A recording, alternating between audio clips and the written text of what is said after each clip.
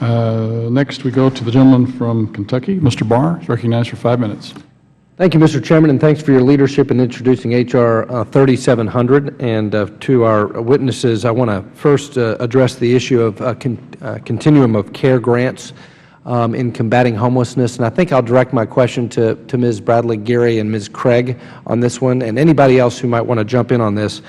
As I understand it, the continuum of care program provides that if a grant is not fully expended in 24 months, the money is recaptured by HUD unless the Secretary reallocates it to another entity serving in the same geographic area. We've had a problem with this in Kentucky, my home state of Kentucky, where two metropolitan areas, Lexington in my congressional district and Louisville, are receiving continuum of care dollars, but in Lexington in my congressional district, that money goes out the door pretty quickly, and we exhaust that funding. But we've had a situation where Louisville has had a surplus of funds, and instead of allowing a reallocation of those dollars to Lexington, which has a significant homelessness need, the Department recaptures that. H.R. 3700 does attempt to address that issue, fortunately, by clarifying geographic area.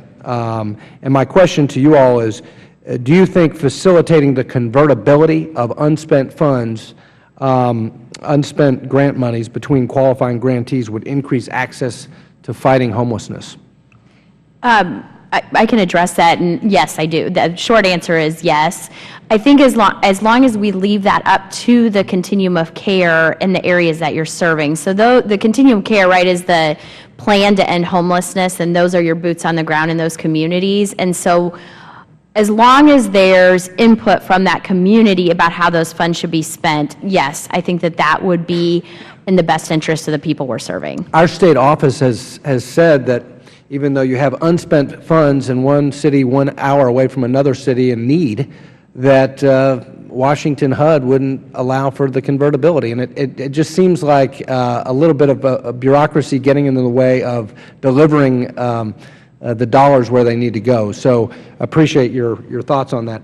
To Mr. Merritt, I want to talk about moving to work. The Lexington Housing Authority, my district, is a moving to work jurisdiction, and it's been very successful in terms of the fungibility of dollars.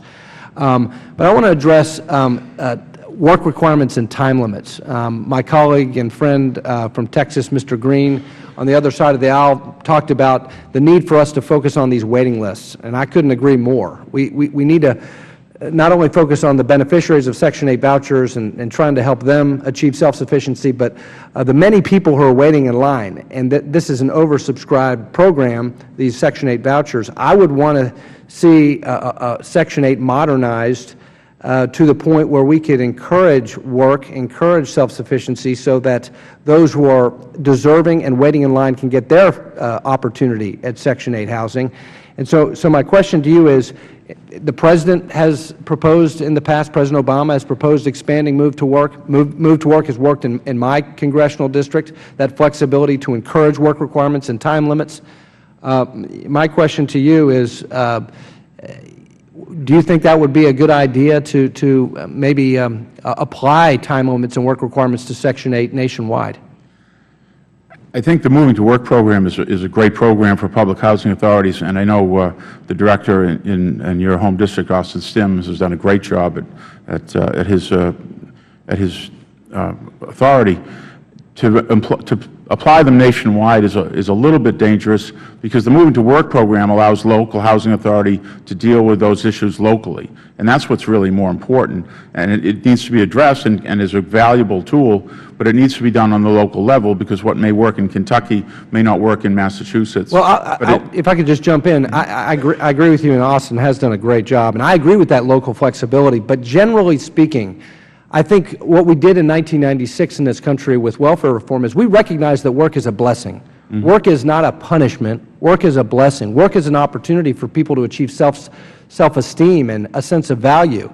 And I think that it's not a local issue. I think it's a universal issue. Work providing able-bodied people who receive taxpayer benefits in the form of a Section 8 voucher to encourage work as an incentive of receiving this benefit is a way to get people the help that they need and then out of the system, and then open up those vacancies to all those people who are in waiting lines, and again, achieve that self-sufficiency.